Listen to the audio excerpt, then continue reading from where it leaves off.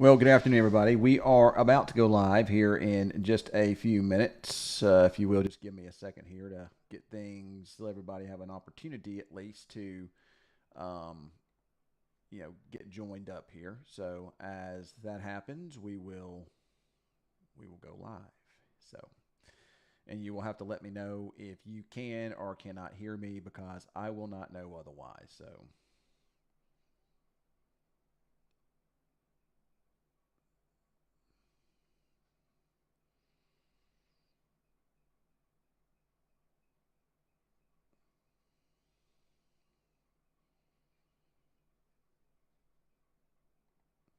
right, good, all right. Give me just a second here. I'm just getting some stuff positioned around here. So, all right. So let's talk about what's going on this afternoon. By the way, we're live on Facebook, we're live on YouTube, and we're live on something called Twitch. So if you've ever heard of Twitch, that's a gamer site. We've started going live on there a little bit too. So, all right. So let's talk a little bit about what's going on here this afternoon. This is something we talked about on Friday that we actually been talking about this for a while now. Our big storm system impacting the area today and tonight, and this has a lot of wind energy with it. And folks, if you live in anywhere in Kansas, Texas, Oklahoma, you know it's windy today. Out west, across the Texas Panhandle, western Oklahoma, or it's the Oklahoma Panhandle and the western parts of Kansas, it's a warm, dry wind, and there's extreme fire weather concerns out there. I mean, parts of the Panhandle could see 50 plus mile per hour winds this afternoon. It's with low humidity. That's just not good recipe for fire weather concerns. Um, but what we're more interested in is a dry line developing. Now, this is not your textbook classic severe weather um, situation here. We don't have a lot of what we call storm energy or energy or instability. I think is the better the instability is the correct term for it. I try to use something a little bit easier for you to understand as in storm energy, but instability is the correct term for it. And we measure that in CAPE, CAPE, convective available potential energy. You hear me talking about that from time to time. Um, but we don't have a lot of that today. And that's what's really needed to foster strong thunderstorms. Um, we don't have a lot of low level moisture. Matter of fact, I walk outside and it's a cool wind blowing here. So we don't have a lot of low level moisture. Our dew point temperatures aren't real high, but we're going to try to see that increase quickly by late this afternoon and early this evening. And that's going to give us a window of opportunity for some severe storms to develop. And since this storm is so strong and it's so strong storm system with all this wind energy, it's going to compensate for the lack of stronger instability. It can kind of offset that sometimes. So it looks like we're going to see some thunderstorms develop after 3 o'clock, first out west, and then they'll be moving east. These will probably at least initially be supercells. And then later tonight, as a cold front or dry line sweeps kind of to the east, you'll probably see what's called a forced line of thunderstorms to develop across parts of the area. Thank you. I appreciate you guys liking all that. It's something I've worked real hard on here. So I've been working real hard on it for quite some time now. I've got the Shure mic. I got a nice camera here. I got lots of good stuff here going on too. So I'm glad you like it. I've made a good purchase and it's all for you. So without further ado, let's talk a little bit um, about what we see here. Give me a second to pull this up. If you look, and if you'll give me just a second here, I'll show you. This is where I have my severe threat zone. Now my severe threat area oftentimes is a little different than what you see from the Storm Prediction Center. And people ask me all the time, why is that so? Why do you do that? Well, I do that because, don't get me wrong, those guys from the Storm Prediction Center are really, really good at what they do. But sometimes I have a little bit of a different opinion on it. So what I do is oftentimes I will just kind of draw my own little severe weather area as a result of that. So if you'll give me a second, I'm going to pull that up here Let's see if I can get that up here.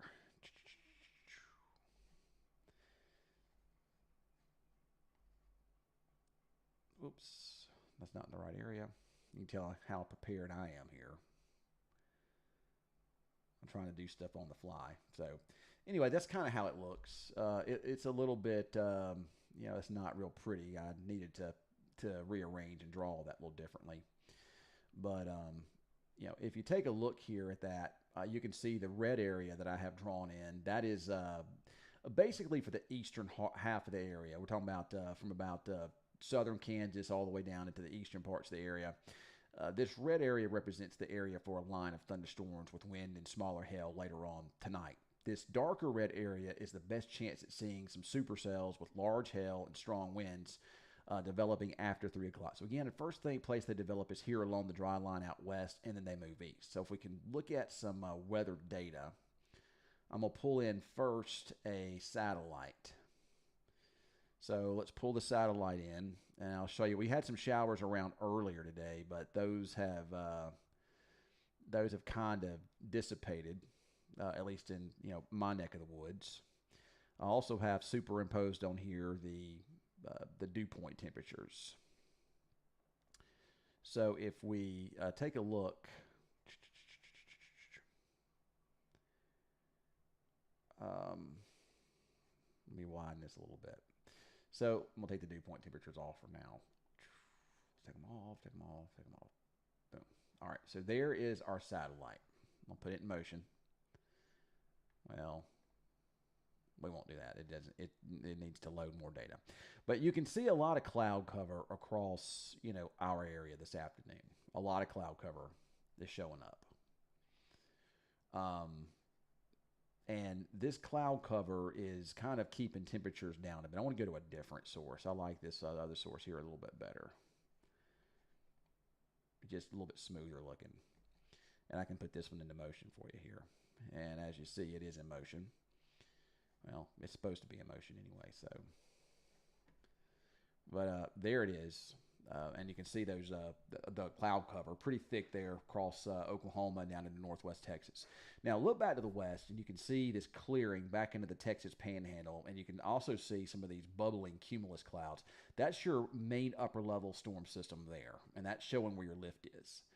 The dry line's a little bit further to the east of this, and as this lift catches up to the dry line, we're going to see thunderstorms. We're probably already beginning to see that now developing here across the Texas Panhandle. Those are probably very high base thunderstorms. The moisture just simply isn't there yet. Now, once you get further east, you can see more cloud cover over the western parts of Oklahoma down into far northwest Texas here. This is where you got slightly better low-level moisture. There is what we call mixing taking place this afternoon, so our dew points have actually dropped some. That's why it's so cool outside. But that's going to kind of go away as the storm system ramps up and we get more wind energy kicking in from the south. You're going to see that moisture content increase a little bit. I can do a better job of showing you that by bringing up one of my computer models here. Let's go with this one.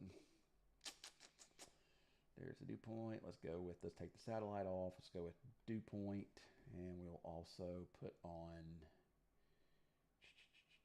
the meso dew point temperatures. I'm sorry, I'm talking to myself, y'all, so just give me just a second here. I'm trying to get this organized here for you.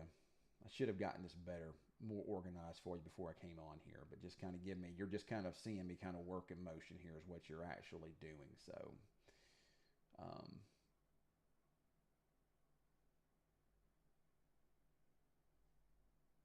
well, earlier I was able to put the colors on here for you, but I can't figure out. This is still some new stuff I'm trying to figure out how to work. But anyway, so if you look here this afternoon, this is what we got going on.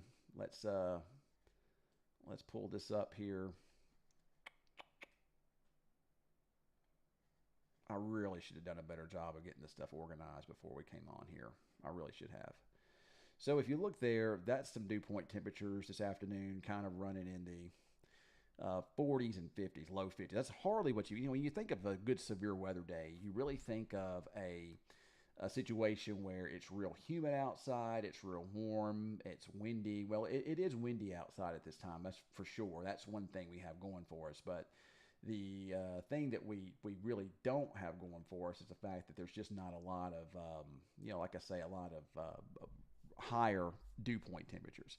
And the dew point temperature just basically measures the amount of moisture in the atmosphere. If these numbers were higher, we'd be a lot more concerned about a more robust severe weather event. I mean, if you look, there's mostly 50-degree dew points, maybe some 60s down here in South Texas, and it's going to take some strong winds. I do think that in time, these dew points that are way down here to the south will surge northward, but it's going to take a strong low-level jet or strong low-level winds to pull that in for a little while, late this afternoon and early this evening. So that's what we got going on right now, and we can take a look at the current radar, and I can show you that there are some thunderstorms that are out there, but they're kind of up into Oklahoma. So we can take this, and you can see the radar here. We can kind of look at this. This is kind of up into Oklahoma. Now, these are storms forming as a result of what we call increasing warm air advection. Those are warm air advection thunderstorms. They're probably what we call elevated a little bit, meaning their storm bases are up higher in the sky, and they're not all that intense. They're up there kind of north of Lawton. Those are going to move up into central Oklahoma. Those are clearing out pretty quickly. And down to the south into North Texas, there's not a whole lot going on. But if you look back west, here's some thunderstorms developing. And this is where our main storm center is main storm system itself is kind of developing out here. Give it a second, the data will come in. And there are some thunderstorms beginning to show up, but these are not yet, these are not really in a very good environment yet. These are mostly kind of in drier air. These are probably pretty elevated thunderstorms. And anything we would see as of right now over us would also probably be, what we call elevated thunderstorms or cool air thunderstorms. They wouldn't be anything severe. To get really big time severe weather, you've really got to get what we call surface-based thunderstorms, meaning that see, I don't understand why, and I'm looking at you guys here, why is it that some people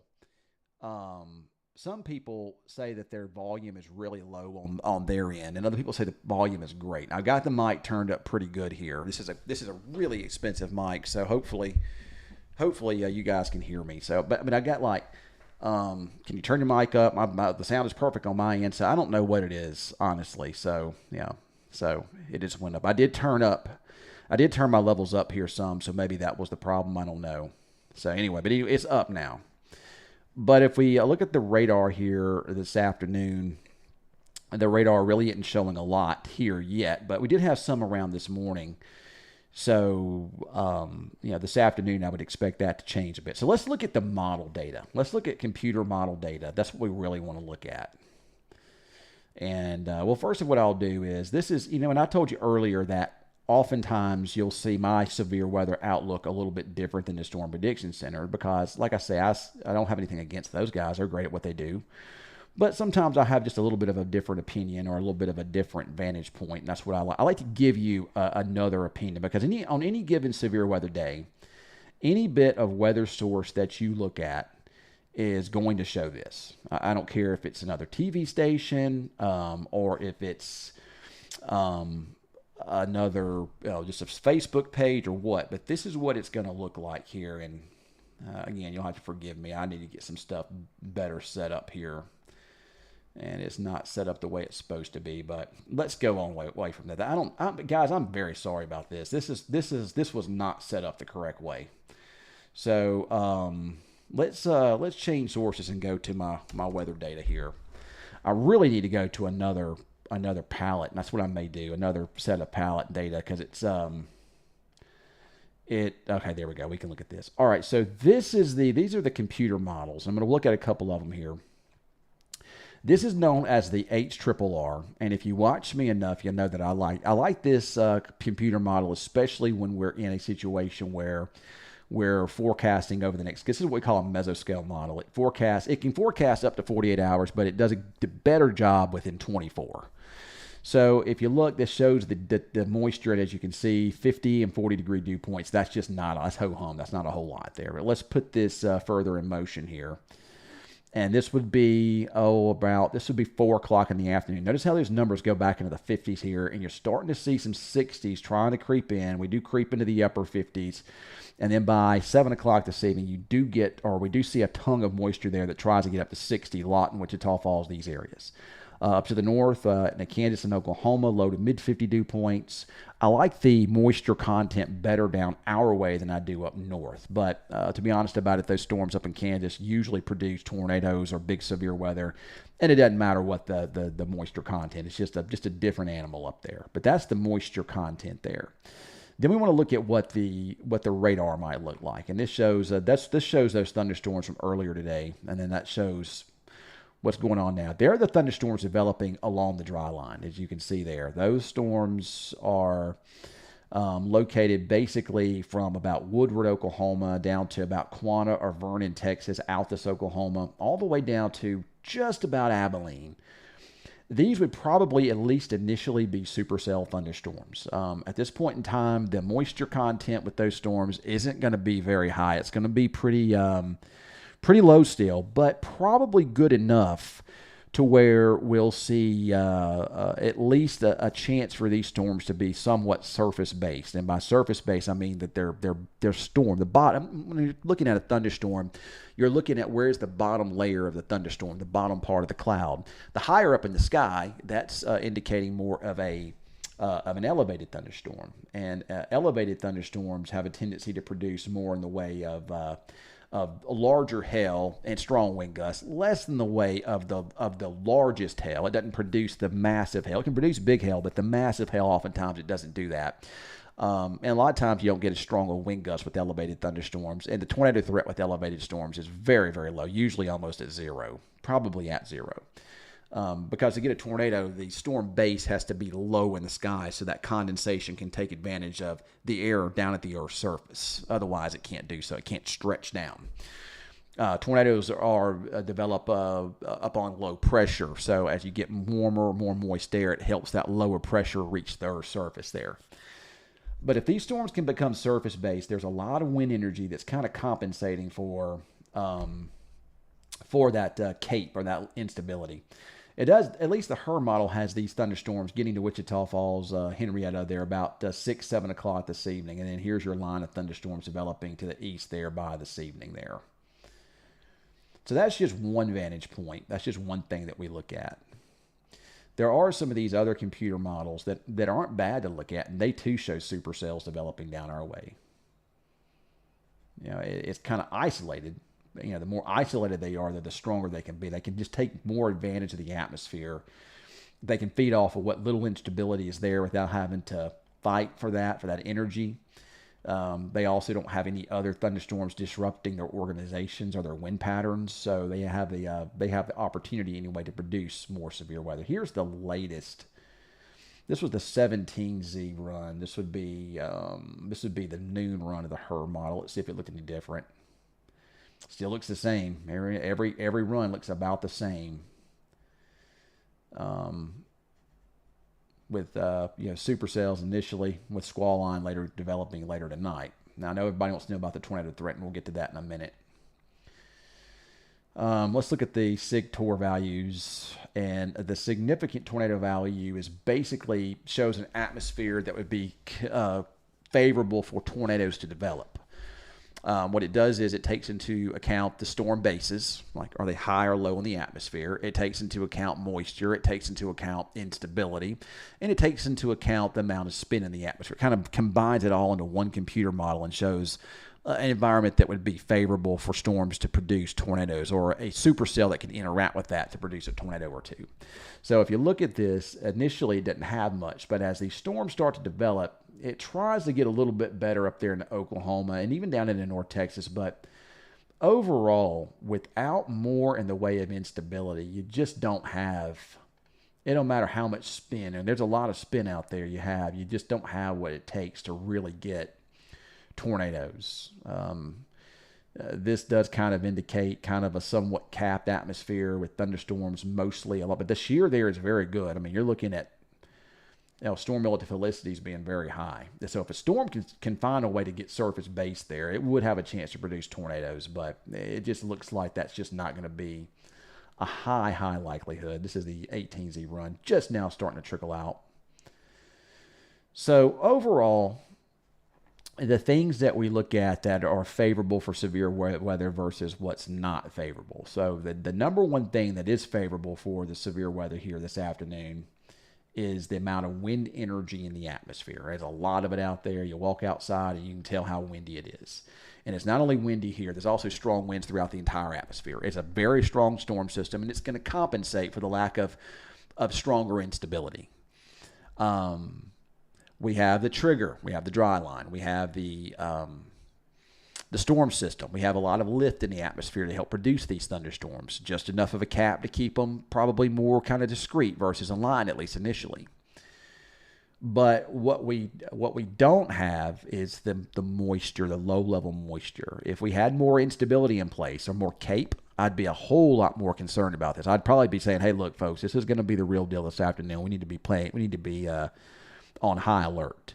But instead, without that, I'm gonna lean more towards the side of this being more of a hail and perhaps wind event, isolated more so than a tornado event. Now, I'm not going to go with 0 at tornado because it's not 0. Because that's sheer in the atmosphere, and if something can happen, by law of physics or gravity or science or whatever, that one of these storms can root down a little bit closer to the Earth's surface and can take advantage of that strong low-level wind shear, then we might would worry about that. But that threat is awfully low at this time. Today is my birthday, and I had not planned on working today. I really had not. I planned on letting Cameron take over this. We weren't going to send the tracker out. We got basketball on today. We weren't going to do anything over to CBS anyway. But with the threat of a few supercells going up, I'm going to have to probably celebrate my birthday some other time, maybe next weekend, which I'm kind of bummed out. So I was looking forward to spending it with my kids and my wife and my dogs. And with me, I got a lot of dogs. My dogs are my kids. But instead, I'm going to have to go to the station at least for a little while. We're going to send Cameron. I don't know if Jaden will be with him or not. I think he might be. Going to be out in the tracker here this afternoon and this evening, or early this evening. I'm not planning on working the late shift because the late shift tonight, I don't know. I think we'll probably go on time tonight because I think the games all end pretty early. I think, but I don't know for sure. I'm not going to, obviously I'm not cutting in over CBS unless it were something super serious. I'm not going to cut in over the basketball game, so you don't have to worry about that. I mean, it'd have to be something really serious for me to do that. But I'll probably do my updates here on my Facebook page, my Twitch page, which I don't even know what Twitch really even is. There's people on here that can probably answer that a lot better than me. But I'll probably do some TikTok stuff, although with TikTok likely going away soon, I probably won't be doing as much on there. But YouTube and Facebook are my still two go-tos. I probably need to try to expand on Instagram too, but I don't do anything. I don't do much on there. So I'm going to try to take time now to answer. Okay, it's just you. Jaden didn't go, which that's fine. I'm going to try to take this time to answer any questions that we may have. And thank you guys so much for the birthday wishes. I do appreciate it.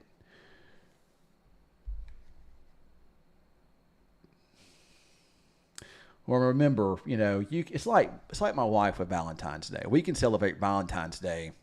Let's say Valentine's Day is on a Wednesday. We can celebrate Valentine's Day. I'm just using this as an example because we really don't celebrate Valentine's Day. Or let's use our anniversary. Let's say my anniversary lies on a Wednesday. Well, we can celebrate my anniversary or our anniversary on a Saturday. Same thing with my birthday. I can do the same thing. I can celebrate it some other time. My number one goal is to try to eliminate a lot of this nonsense that goes around on social media these days, and try to give you the good storm information, weather information, so you're not freaking out and having all this anxiety. So you're my number one. I can always celebrate my birthday another time, or I hope so. You never know what tomorrow brings, but at least that's the thought process. So, all right. So let's see here. Cameron says, "Say a prayer for us curly-haired folk in this win." I'm saying a prayer for you, buddy. Is the area between Albany and Wichita Falls expecting anything Let me try to get the chat so you guys can see what everybody's saying here. Give me a second. Pull that up here.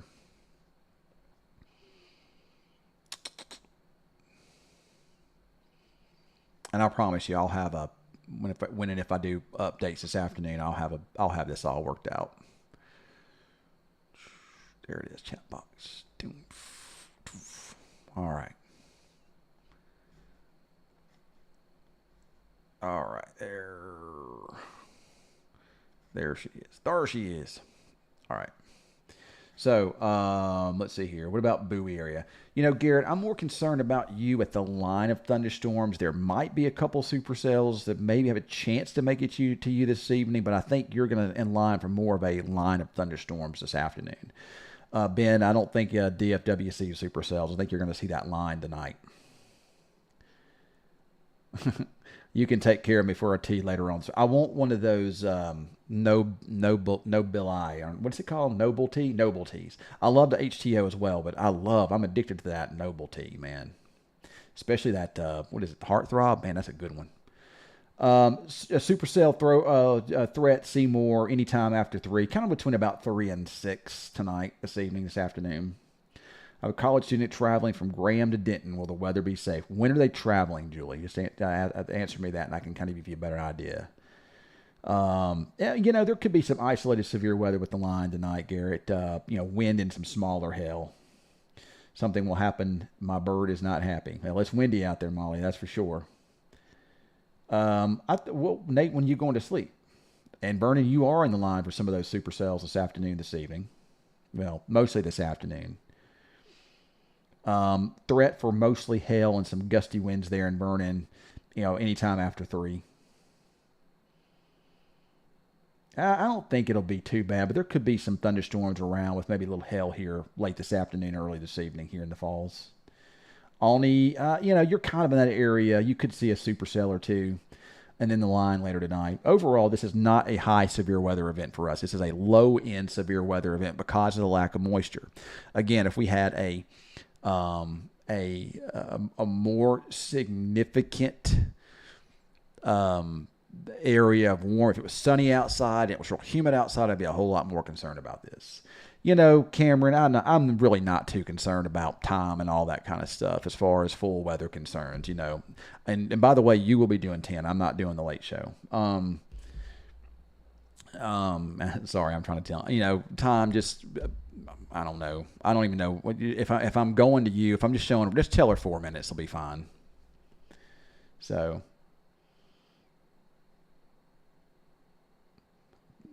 Yeah, I know we all need the rain, that's for sure. We got to get the rain when we can because there's going to become a time before too much longer we ain't going to get any. So I'm trying to go back through here. Around 6 or so. Yeah, it might be some thunderstorms around that time, about 6 or so. So keep an eye on that, Nate. Kroll, you're kind of in the line there first. You could see those big thunderstorms out your way, you know, probably anytime around 3 or 4 this afternoon. Look at the radar real fast. Let me see if anything's starting to pop up over that way. No, not yet. It's right now the closest storms. There's some storms up north of Lawton, but most of the thunderstorms we're concerned about still kind of back towards Lubbock in those areas. But they're moving fast, so they'll kind of be into our western counties probably in the next 2 hours, I would say. So Burke could be in line for a chance for some of those supercells, you know, 4 or 5 o'clock, maybe 6 o'clock this evening. Warika, you're kind of in that area too for a supercell maybe, but man, you know, you'll just have to just see if it can get to you or not. Separate Air Force Base, same thing.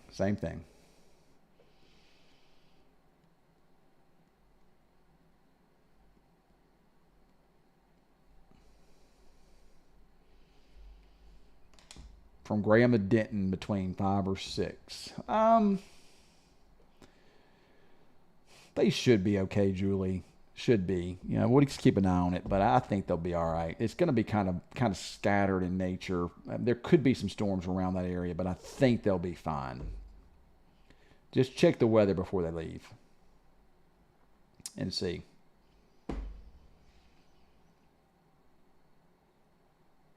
You all are welcome. And once again, thank you for the birthday wishes. You guys are awesome. Awesome. And remember to look for me, here on Facebook and on YouTube this evening. And I'll try to do some TikTok stuff, although it's hard to do TikTok. TikTok doesn't let you use OBS or Streamlabs or any third-party apps. They want you to use their own. They don't give you a stream key, so you can't do TikTok and Facebook at the same time. And I've got a lot of followers on TikTok, but a lot of my followers on TikTok are from just all over the country, or really all over the world. Here I got mostly just kind of in this region, but there are some all over the world. So I probably focus more on here than I will on TikTok. So thank you. I appreciate that. The birthday wish there. You're heading to Fort Worth right now, Jaden? What you heading down there for, man? You'll be fine. You tell me. You're the weatherman. You weatherman Jay. You tell me. Oh, sorry. Chickasha. Well, you guys get Oklahoma City and Lawton up there in Chickasha. You've really got two good sources. I mean, you can't beat Oklahoma City. And my friends up there at KSWO do a good job too. So, you really got some good coverage in those areas. So thank you, Mark. I appreciate it. Thank you, Alma.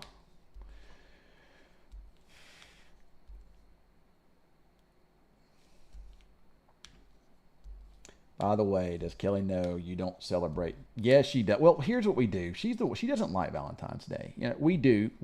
I always get her flowers and usually chocolate covered strawberries. But she's just not a. Her and I both feel like that Valentine's Day is it's more for the merchants. It's kind of like Christmas is becoming. It's more for the merchants to make money. And I don't need a specific day to tell my wife I love her. She knows I love her. I show her every day. So there. But I do know. I do always try to at least get flowers. Always. I'd rather pick flowers. But what are you going to pick outside right now? A bunch of weeds? We do, Molly. I don't think the threat's uber high, but we do have a little bit of a threat there. Weatherman Jay, you be careful driving down there to Fort Worth.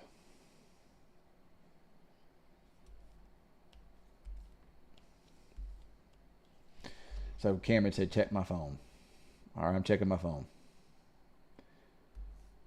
What am I supposed to be looking for? Remind me of high surface wind in relation to mixing.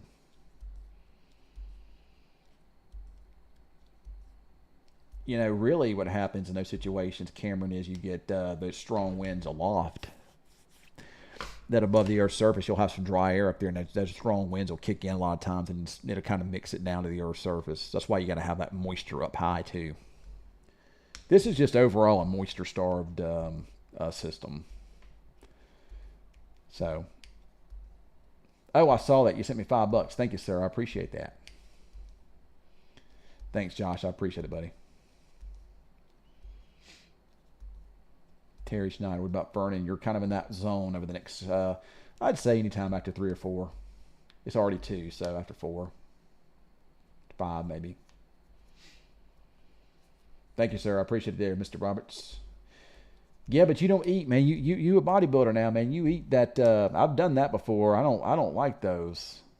I don't like those bodybuilder meals, man. Those things are real bland. You may do them better than I did back in the day, but man, you don't get to eat good food anymore. Although I guess you could eat grilled chicken and stuff. We could grill up some chicken. That'd be good. I like grilled chicken.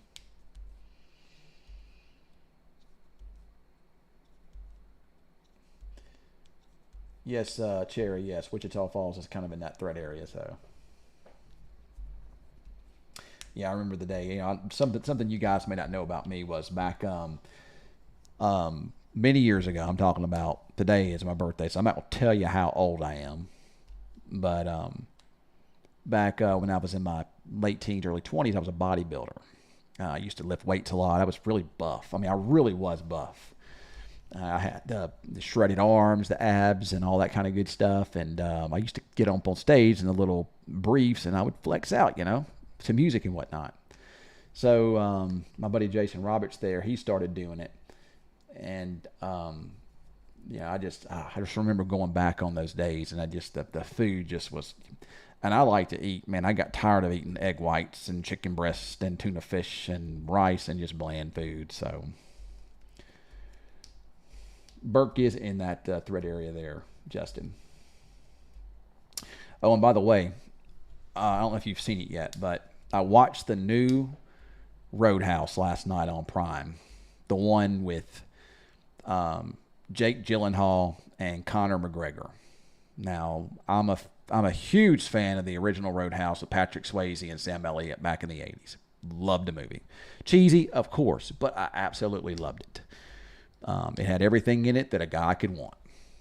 So we fast forward to, 2024, and we have a new Roadhouse. Same character name in it. The premise was kind of the same, but a lot different. But I'll have to tell you right now, I'm going to give the new Roadhouse 2 thumbs down. I like Jake Gyllenhaal as an actor. I like Conor McGregor as a fighter. But Jake Gyllenhaal doesn't need to be a fighter because he's not. And Conor McGregor don't need to be an actor because he's not. Some of the worst acting I've ever seen in a movie, just about. That was some awful acting. Now, Jake Gyllenhaal is a great actor. But he did not pull off that role very well at all. And Conor McGregor didn't pull off the acting role very well at all. Stick to what you do best and let others, I don't know. Just the overall movie was just really bad. Thanks, Dana. I appreciate it. Yeah, it's terrible. I mean, it really was. My wife and I watched it. I'm laughing at it half the time. It's just not good. Oh, yeah. You can't beat old Patrick Swayze and Sam Elliott in the original, man. That was really good. Yeah, you guys, we're watching for you guys over there in Knox County this afternoon. Well, if you have Prime, I'm going to suggest you see the new Roadhouse. You just got to see it. But, I mean, it doesn't even make sense. The whole premise is in Key West, Florida, where there's this rich dude trying to tear down this resort because he wants to build, I think, a mini mall or something, or a resort or something. And you got all these hoodlums coming in that's always creating problems. Well, Jake Gyllenhaal, who's a former UFC fighter, gets hired to come in and clean the place up, just like Patrick Swayze did back in the day. Well, for starters, in Key West, Florida, you're probably not going to have that issue because anything that's a resort is going to probably be owned by somebody who's got a lot of money. And then,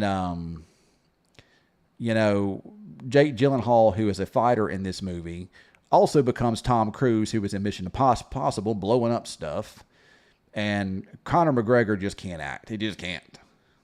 Just can't act. So, terrible. Overall, I watched the whole thing. Terrible. It really is bad. So, hey, but I do have a couple good recommendations that I'll share on the podcast here one of these days. Though I just got through watching one on Peacock called, I think, Where the Apples Fall or something like that. That was really good, but the ending sucked. So, yeah, Enid, where is Enid? Is that up north of Oklahoma City? I can't remember. West of Oklahoma City is the area we're more concerned about. Yeah, Conor's not going to fight anymore. He don't need to. I am looking forward to the Mike Tyson fight in July. So, all right, guys. Well, we've been on here long enough. I'm going to go get a shower, get ready to go into work here. We'll have I'll be streaming live this afternoon, early this evening. So, yeah, I'm ready for Twisters. It'll be cheesy though, Darren. I mean, I really thought the first Twisters was really cheesy. I mean, when I was a kid and I watched it, I thought it was the best thing ever. And now that I go back and watch it, I realize how bad it really was. But I mean, it's fun to watch. I'll watch the new one. It'll be all right. It'll be entertaining. But it'll get under my skin because they'll be inaccurate on a lot of things they talk about, and they'll be wrong, and all it's going to do is just cause more people to want to go storm chasing, and there's already too many of those as it is. So I wish I could. Oh yeah, you can't beat Melissa. You can't beat Sam Elliott and Patrick Swayze. Yeah, you're right. They were badass. So great actors. They love Patrick Swayze, R.I.P. And I still love Sam Elliott.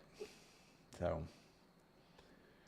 13 Hours, The Secret Soldiers of Benghazi. I don't think I've seen that. I may have. I can't remember. I don't know that I've seen Shogun either.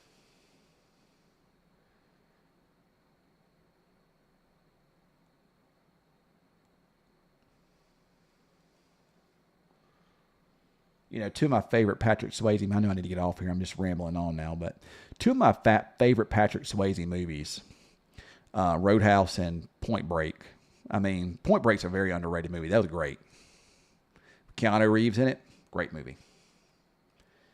So, All right, folks. I'm going to get off here, and I am going to get ready to go to work on my birthday.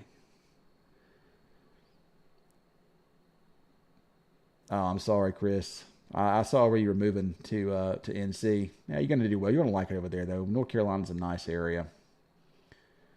And you can always shoot me a message. Hopefully you find you a good fishing hole over there. So, all right, guys, I am jumping off. Thank you for the birthday wishes. Be looking for me on here this afternoon, this evening, whatever. Thanks, I appreciate that. All right, guys.